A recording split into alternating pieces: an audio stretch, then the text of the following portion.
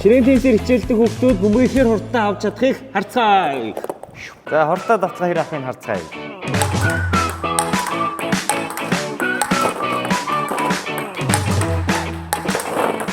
Эсвэл 8 настай.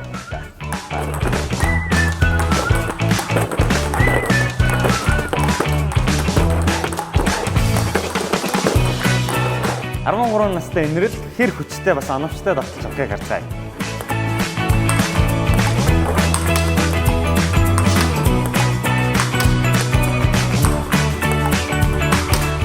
Хамгаалж одоо давтсан бөмбөгийг эргүүлэхтэй буцааж одоо тавьчих авах.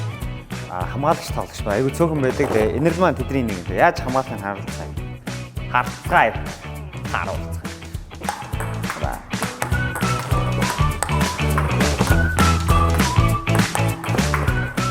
13 настай холон.